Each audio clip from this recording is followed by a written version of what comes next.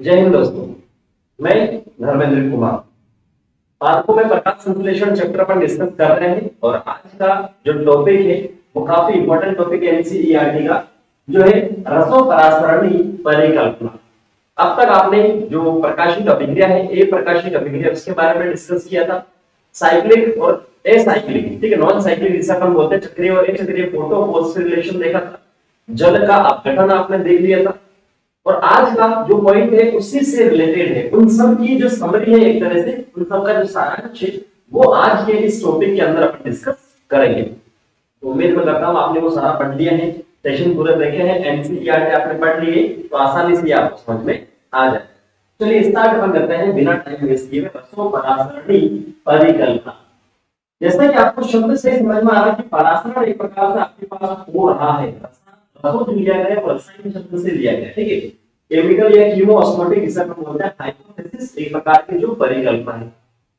आपने पहले के जो टॉपिक पढ़े हैं उसके अंदर जल का अपघटन हुआ था, ठीक है। और जो जल का अपघटन हुआ था उसका नेट जो रिजल्ट था उसमें एक तो इलेक्ट्रॉन था, हाइड्रोजन जिसे अपन प्रोटॉन बोलते हैं, और ऑक्सीजन जो गैस थी वो O2 की फॉर्म में निकलती है। अब सिंपल सी बात है कि जो रसो परासरणी है, ठीक है, इसका परासरण यहाँ पर उसकी यहाँ पर अपन बात करेंगे। जैसे अगर आप बात करो कि प्रकाश संश्लेषण की प्रक्रिया तो क्लोरोप्लास्ट के अंदर होती है, उसमें भी ग्रेना स्ट्रोमा लेमेलिया वगैरह उसके अंदर होता है। श्वसन की जो बात करते हो, श्वसन में एक डिफरेंस आपको ध्यान रखना है कि श्वसन की जो प्रक्रिया होती है, रेस्पिरेशन जो होती है पादपों में, उसमें क्या होता है, जो माइटोकॉन्ड्रिया है, क्या माइटोकॉन्ड्रिया जो है उसके अंदर, माइटोकॉन्ड्रिया आपको याद हुआ कोशिका वाले चित्र में अपन पढ़ते हैं कि माइटोकॉन्ड्रिया दोहरे झिल्ली युक्त होता है। माइटोकॉन्ड्रिया हुआ, क्लोरोप्लास्ट हुआ, न्यूक्लियस आपका हुआ, ठीक है, केंद्रक हुआ। तो ये जो दोहरी झिल्ली वाला होता है इसमें जो H+ आयन है, ठीक है, H+ आयन की आप बात करो तो श्वसन में माइटोकॉन्ड्रिया जो दोहरी झिल्ली युक्त होता है उसमें H+ आयन जो इंटरसेल्यूलर सॉरी इंटर मेम्ब्रेन है, दोनों जो झिल्ली का है, क्योंकि यहाँ पर दो झिल्ली होती है माइटोकॉन्ड्रिया में, बाहरी और आंतरिक, तो इन दोनों के बीच में H+ आयन आपको देखने को मिलेगा, ठीक है।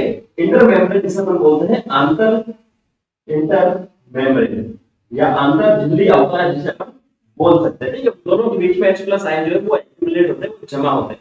अब इस प्रोसेस के भी अपन चलेंगे, डिफरेंस में आपको बता जिससे आपको कोई दिक्कत नहीं रहे सोशल वाले क्षेत्र में। जबकि अपन बात करें, ये पहला हो चुका, दूसरा अपन प्रकाश संश्लेषण की बात करते हैं, तो इसमें जो H+ आयन है, अगर आपको याद हो तो 13.6.1 जो टॉपिक था उसके अंदर एक प्रश्न पूछा था एनसीईआरटी ने कि H2O का विघटन होने के बाद में जो H+ आयन है वो कहाँ रहते हैं, क्या वो ल्यूमेन में रहते हैं या बाहर की ओर आते हैं? तो जिसका जवाब मैंने आपको बताया था कि वो ल्यूमेन में रहता है। एनसीईआरटी में उस टॉपिक में नहीं दे रखा, लेकिन इस वाले टॉपिक में उस प्रश्न का जवाब आपको दे रखा है, ठीक है। तो यहाँ जो अपने पास प्रकाश संश्लेषण की प्रक्रिया में जो H+ आयन है वो कहाँ रहेगा, वो अवकाशिका में रहेगा। वो कहाँ रहेगा, अवकाशिका में रहेगा। फिर दोनों आपको ध्यान में रखने हैं, दोनों पॉइंट आपको ध्यान में रखने हैं। सारी बात समझ गए? अब आगे बढ़ चलते हैं। जो अपन ने जाना वो आपने यहाँ पर डिस्कस कर लिया कि अपन को आता है। अब जो एक्चुअल में एडीपी वगैरह का फॉर्मेशन होता है, एनएडीपीएच का जो फॉर्मेशन होता है, निर्माण की जो प्रोसेस है, वो जो आपने सारा सब कुछ पढ़ लिया है, उन सबको मिला करके अपन देखते हैं कि किस प्रकार से एडीपी का निर्माण होता है, किस प्रकार से एनएडीपीएच का निर्माण होता है। एनसीईआरटी में चित्र नंबर 13.7 आपको एग्जिट मिलेगा, लेकिन वहां पर जो शब्द है उनका मीनिंग आपको नहीं बता रहा है। बीच बीच में कुछ ऐसे शब्द लिखे हैं जिनका अर्थ नहीं बता रहा है, उनको भी मैं आपको यहाँ पर बता दूंगा, जिससे रखने की कोई भी जरूरत अपने को नहीं पड़ेगी। चलिए, तो सबसे पहले बात करते हैं कि ये आपके पास क्या है, ये सिंपल सी थाइलेकोइड की झिल्ली है, थाइलेकोइड मेम्ब्रेन है। ये थाइलेकोइड की अंदर वाली है, ये जो अंदर वाली मेम्ब्रेन है ये इनर मेम्ब्रेन हो गई, और जो थाइलेकोइड की ये बाहर वाली मेम्ब्रेन हो गई, आउटर मेम्ब्रेन हो गई। अब इसी थाइलेकोइड झिल्ली में दो प्रकार के सिस्टम काम करते हैं, एक है फोटो सिस्टम फर्स्ट और दूसरा है फोटो सिस्टम सेकंड। ये आपके पास रहा फोटो सिस्टम सेकंड, जो पहले काम करता है। नामकरण किया गया था, जिसकी खोज किया था, मतलब कहीं ना कहीं फोटो सिस्टम फर्स्ट को पहले खोजा गया था। तो यहाँ जो फोटो सिस्टम सेकंड है उसमें P680 मैंने लिखा, जो वेवलेंथ आएगी उसके हिसाब से आपको ये पता है प्रकाश आएगा। यहाँ पर क्या H2O जो है, H2O जो अवकाशी का है, ये अवकाशी का है, उसमें H2O का यहाँ पर क्या होता है, ब्रेकडाउन होता है, ये आपने पहले भी पढ़ा था। तो इस प्रकार से आपने रिएक्शन पढ़ी थी, 2H2O is equal to 4H plus iron plus 4 electron plus O2 gas यहाँ पर निकल रहे थे, ठीक है। तो ये जो H प्लस आयन है, ये जो H प्लस आयन है, ये यहाँ पर इक्वेशन में लिखिए, ये जो H प्लस आयन है यहाँ कहाँ है, अवकाशिका में। अब यहाँ से जैसे ही आपने पढ़ा, इलेक्ट्रॉन जो है वो कहाँ से आ रहे होते हैं, H2O के ब्रेकडाउन से आ रहे होते हैं, यहाँ पे टॉपिक में पढ़ रखा है। तो यहाँ से जो इलेक्ट्रॉन है वो उत्तेजित होंगे और कहाँ पर जाएंगे, इलेक्ट्रॉन जो ड्राइव है, ये जो ब्लू कलर में मैंने आपको बता रखे जगह जगह, सॉरी इसके अंदर जो बता रखा वो क्या है, इलेक्ट्रॉन ड्राइव है। इलेक्ट्रॉन यहाँ से यहाँ पर, इस एरो का मतलब इलेक्ट्रॉन है और जो हाइड्रोजन है उसकी यहाँ पर बात करते हैं। इलेक्ट्रॉन इस वाले ड्राइव का सिस्टम पूरा है, आपके पास इलेक्ट्रॉन ड्राइव है, और वहां पर जाने के बाद में क्या करेगा, आपने एक शब्द सुना है ईटीएस या ईटीसी, इलेक्ट्रॉन ट्रांसपोर्ट सिस्टम या इलेक्ट्रॉन ट्रांसपोर्ट चेन जिसे अपन कहते हैं, वो आपने शब्द सुन रखा है ना, वो आपने शब्द सुन रखा है। तो यहाँ से जो है इलेक्ट्रॉन यहाँ पर, इलेक्ट्रॉन आगे की ओर जो आपके पास जा रहा है, वहां पर ये जो पी क्यू लिखा है, इसका मतलब होता है प्लास्टोक्विनोन, प्लास्टोक्विनोन, ठीक है, प्लास्टोक्विनोन। और ये क्या कर रहा है, प्लास्टोक्विनोन यहाँ पर जो इलेक्ट्रॉन है, जिसे मैंने एक बहुत अच्छी लाइन लिखी है जो समझ में नहीं आती है विद्यार्थियों को, वहां पर लिखा है कि जो इलेक्ट्रॉन है वो इलेक्ट्रॉन को ट्रांसफर करने वाले, इलेक्ट्रॉन को आगे जो ट्रांसफर करने वाले के पास नहीं जाकर हाइड्रोजन को ट्रांसफर करते हैं उसके पास जाता है, ठीक है।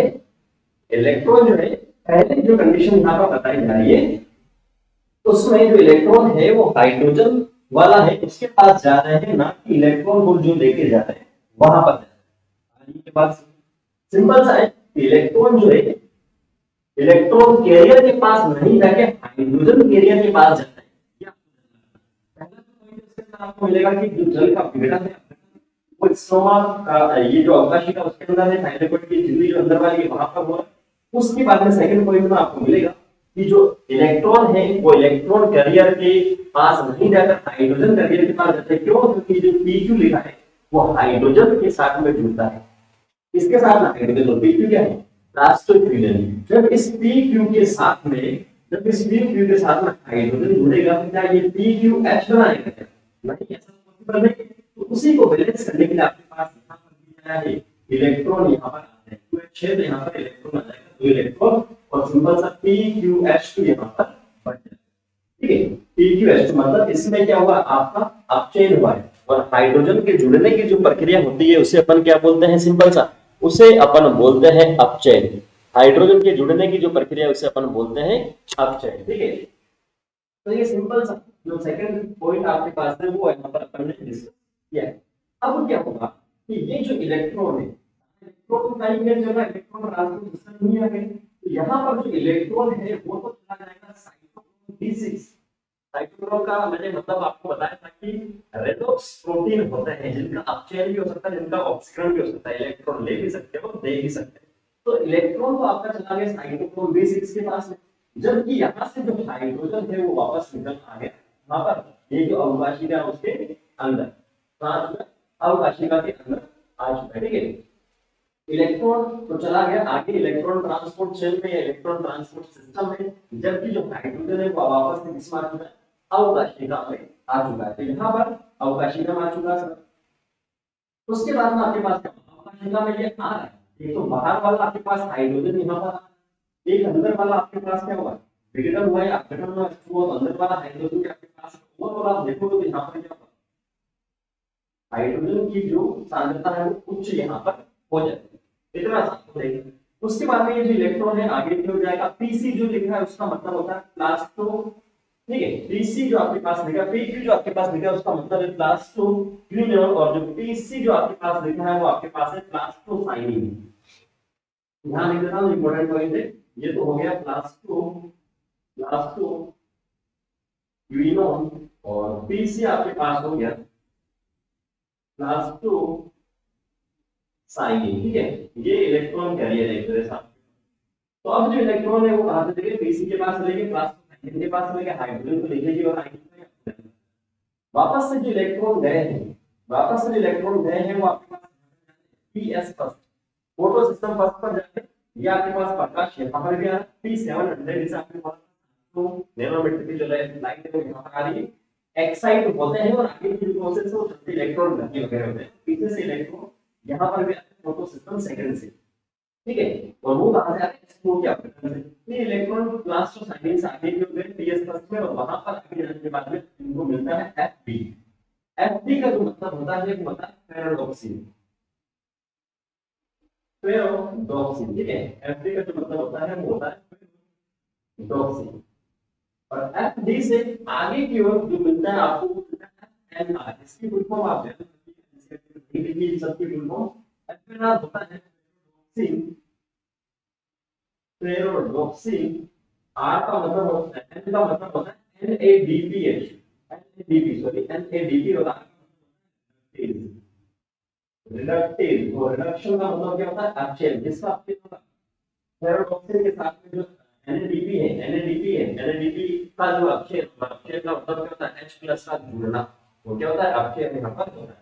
तो यहाँ पर जो है इलेक्ट्रॉन आए PS फर्स्ट से FD, FD से FNR, और वहां पर बाहर जो है बाहर के जो पिट्टिका है इस मेम्ब्रेन से बाहर के वहां पर होते ही होते हैं, ठीक है। कैसे होते हैं अभी आपको से बन रहा बाहर के क्लास है, थोड़े बहुत तो होते ही और बाकी किस मेंबर। तो यहाँ पर ये जो FNR है उसकी उपस्थिति में जो NADP प्लस है उसके साथ में H प्लस जुड़ता है, और H प्लस जुड़ने को हम अपचयन बोलते हैं। इसका अपचयन हो रहा है आपके पास पैराडॉक्सिक, NADP का जो अपचयन हो रहा है FNR की उपस्थिति में, और अपचयन होने के बाद में क्या बना है, NADPH बना है, जो इस तरह से ऊर्जा देता है। और एक NADPH में कितना ATP होता है, 3 ATP होता है एक NADPH में, ठीक है। तो यहाँ से इलेक्ट्रॉन जो निकले थे वो इलेक्ट्रॉन यहाँ से होते हुए हाइड्रोजन की मदद की उन्होंने, फिर हाइड्रोजन बोला चल तेरा काम हो गया, फिर आगे की ओर चलते गए, मतलब ही थे इलेक्ट्रॉन आगे की ओर चलते गए, साइक्लोक्रोम B6 से PC लास्ट साइक्लिन यहाँ से FD FNR, और सबसे लास्ट में इसके साथ जाते हैं वो NADPH यहाँ पर बना था, ठीक है ना। तो ये तो है आपके दूसरे स्टेप की जो प्रोसेस है वो सिंपल सी यहाँ पर, ठीक है। तो इसमें आपको कोई भी दिक्कत नहीं आनी चाहिए, ठीक है, इसमें आपको कोई भी दिक्कत नहीं आनी चाहिए। अब आगे की जो बात करते हैं, आगे की जो बात करते हैं, यहाँ पर जो H प्लस आयन रिलीज हुए उनका क्या होगा, यहाँ पर बन चुका है, इलेक्ट्रॉन का काम यहाँ पर हो चुका। अभी ये जो H प्लस आयन अंदर से H2 का अपघटन होता जा रहा है, अंदर H प्लस आयन की जो सांद्रता है वो यहाँ पर बढ़ती जा रही है, बढ़ती जा रही है, बढ़ती जा रही है। और बाहर वाला जो था, जो बाहर को हम क्या बोलते हैं, बाहर को हम बोलते हैं पिट्टिका, इस मेम्ब्रेन से बाहर जो था उसको हम बोलते हैं पिट्टिका, अंदर जो था उसको हम बोलते हैं आउटलाइन, ठीक है। तो पिट्टिका का भी H प्लस आयन अंदर की हो रहा है, तो अंदर ओवरऑल देखोगे तो आप H प्लस आयन की क्या हो रही है, सांद्रता बढ़ती जा रही है, बढ़ती जा रही है, बढ़ती जा रही है। और H प्लस को अपन क्या बोलते हैं, प्रोटॉन, यहाँ पर सिंबल सा बोलते हैं। तो इसलिए जब प्रोटॉन जब बढ़ेगा तो क्या होगा, एक समय ऐसा आएगा कि अंदर की जो पीएच है वो बहुत कम हो जाएगी, अंदर की जो पीएच है, अंदर की जो पीएच है वो आपके पास क्या हो जाएगी, कम हो जाएगी। H प्लस जब बढ़ता है तो पीएच की अंदर कम होगी, आप सभी केमिस्ट्री के ज्ञाता हुई दिक्कत वाली बात नहीं। और आपके पास यहाँ पर जो क्रिएट होता है वो है उच्च विद्युत रासायनिक प्रवणता, ठीक है, विभव प्रवणता, रासायनिक विभव प्रवणता। मतलब यहाँ पर जो डिफरेंस है, अंदर आपके पास H प्लस आयन ज्यादा है, बाहर जो आपके पास क्या है, कम H प्लस आयन है। तो जो H प्लस आयन है उसका क्या होगा, यहाँ पर सिंपल सा, यहाँ पर क्या हुआ, परासर या विसरण जिसे हम बोल रहे हैं, क्योंकि यहाँ से इनको कुछ चैनल मिलते हैं, जो प्रोटॉन चैनल मिलते हैं वो मिलते हैं, उसकी मदद से ये उच्च संयम की ओर आता है, इसीलिए इसे हम बोलते हैं परासरण। और किसका होगा, एक तरह से केमिकल्स की आप बात करें, कीमो की बात करें, तो यहाँ से उच्च से निम्न की ओर जब H प्लस आयन की ओर आएंगे तो इस मेम्ब्रेन में आपको क्या मिलेगा, इस मेम्ब्रेन में आपको मिलेगा एक यहाँ पर जैसा हम बोलते हैं कारक, जो आपके पास प्रोटॉन को लेके यहाँ पर जो जाता है, ठीक है। आपने विसरण पढ़ा है, स्थूल साध्य विसरण पढ़ा है, सक्रिय आपने परिवहन पढ़ा है। जो चैनल मिलता है वो किसमें मिलता है, एक तो स्थूल साध्य में मिलता है, और दूसरा आपके पास कहाँ मिलता है, दूसरा आपको एक्टिव में, सक्रिय में मिलता है। तो यहाँ पर आपके पास जो प्रोटॉन की जो प्रोटीन की जो बात कर रहे हैं एक तरह से, वो यहाँ पर आपको देखने को मिलते हैं। तो इसमें जो आपको मिल रहा है ट्रांसपोर्ट करने वाला, उसकी दो यूनिट आपको देखने को मिलती है, ठीक है। एक जो इस झिल्ली के अंदर फंसा हुआ था उसको हम बोलते हैं CF0, झिल्ली के बाहर का जो था उसको हम बोलते हैं CF1, झिल्ली के अंदर जो है उसका हम बोलते हैं CF4, और झिल्ली के जो बाहर है उसे हम बोलते हैं CF1। ठीक है, तो यहाँ जो प्रोटॉन है, एक तरह से जो प्रोटॉन की जो ग्रेडियंट है, प्रोटॉन ग्रेडियंट है यहाँ पर, उसका टूटना बहुत जरूरी है। जो प्रोटॉन का जो ग्रेडियंट है उसका टूटना बहुत जरूरी है। टूटने का मतलब ये नहीं कि एक हाइड्रोजन को इधर दूसरे को उधर कहीं ना कहीं जो छोड़ दिया, नहीं। यहाँ पर उच्च है, यहाँ पर निम्न है, तो ये ग्रेडियंट है, उच्च से निम्न विभव, जैसे हम सिंबल में पढ़ते हैं। ठीक है, तो यहाँ पर इसको उस जो ग्रेडियंट है, प्रोटॉन ग्रेडियंट, उसको तोड़ना जरूरी है। इसीलिए आता है यहाँ से जो प्रोटॉन है इस CF नॉट से होता हुआ CF1 में आता है, और किसकी उपस्थिति में आता है, एटीपी सिंथेसिस। सिंथेसिस का मतलब होता है संश्लेषण, एटीपी का संश्लेषण।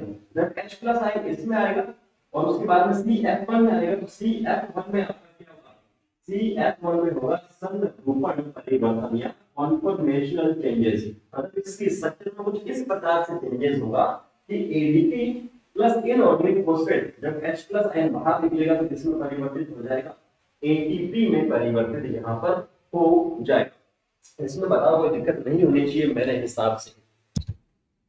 ठीक है ना, इतना सा क्लियर आपका यहाँ हो जाना चाहिए। तो इसकी ओवरऑल अगर समरी की आप बात करो तो किस किस की अपने को जरूरत होती है, रसोकला सरणी जो परिकल्पना यहाँ पर जो एक तरह से होगी, एटीपी और एनएडीपीएच का निर्माण होगा। एक तो आपके पास प्रोटॉन जो है उसकी जो प्रवणता है, प्रोटॉन ग्रेडियंट बोलते हैं, उसकी जरूरत आपको यहाँ पर होती है, प्रोटॉन की जरूरत होती है, जो झिल्ली का है उसकी जरूरत है यहाँ पर होती है। तो ये तो आप बता ही सकते हो किस किस की जरूरत है, किस किस की नहीं है, उसमें आपको कोई दिक्कत नहीं आएगा। अब ये एटीपी वगैरह यहाँ पर बने हैं, ठीक है, एनएडीपीएस बना है, एटीपी वगैरह जो यहाँ पर बने हैं, इनको तुरंत रूप से क्या कर दिया जाएगा, जो कार्बन अभिक्रिया है, जैसे आपने क्या बोला था, पहले वाले जो प्रकाश की उपस्थिति में होती थी वो तो फोटोकेमिकल थी, दूसरे वाले जो डार्क रिएक्शन जिसे अपन बोलते हैं, या ऐसा कह सकते हैं कि प्रकाशीय अभिक्रिया के जो उत्पाद है उन पर जो निर्भर करती है। तो यहाँ जो एटीपी वगैरह बने हैं तुरंत रूप से यूटिलाइज या उपयोग कर लिए जाएंगे, और उसके बाद में जो ग्लूकोज वगैरह का है, जिसे हम बोलेंगे CO2 का जो फिक्सेशन है, CO2 का जो स्थिरीकरण है वो यहाँ से ये कर लेते हैं, जिसका एटीपी का यहाँ पर यूज में ये कंज्यूम हो जाते हैं, यूज में ये यहाँ पर आ जाते हैं। आगे बात करो, ठीक है, ये सिंपल सा आपके पास क्या है, सिंपल सा आपके पास रसोपरासरणी परिकल्पना। इसको पढ़ने के बाद तो सिंपल ही हो गया। अब भी से आप हार्ड कहते हो तो फिर दिक्कत है। ठीक है, वापस आप सेशन को देखिए, एनसीईआरटी उसके बाद पढ़िए, तब एनसीईआरटी की एक लाइन आपकी क्लियर हो जाएगी। और एनसीईआरटी में जो 13.6.1 13.6.2 टॉपिक में जो क्वेश्चन पूछ रखे हैं वो इसके अंदर सारे उनके आंसर आपको क्लियर हो जाने चाहिए। ठीक है, ये इंपॉर्टेंट एनसीईआरटी में केवल शब्द दे रखे उनकी फुल फॉर्म भी मैं आपको यहाँ पर बता दूंगा, किस प्रकार से प्रोसेस होती है वो भी मैं आपको बता दूंगा हूँ। आप इसे नोट कीजिए, स्क्रीनशॉट लीजिए, या साथ साथ में नोट कीजिए, वो आपकी मर्जी है। उसके बाद एनसीईआरटी पढ़िए, फिर भी कोई डाउट करता है तो आप कमेंट सेक्शन में पूछ सकते हैं, आपके डाउट क्लियर करने की मेरी पूरी कोशिश रहेगी। ठीक है, तो नेक्स्ट सेशन में जो एटीपी और एनएडीपीएच बने हैं वो कैसे उपयोग में आते हैं वो अपन डिस्कस करेंगे। तब तक के लिए thank you, all the best.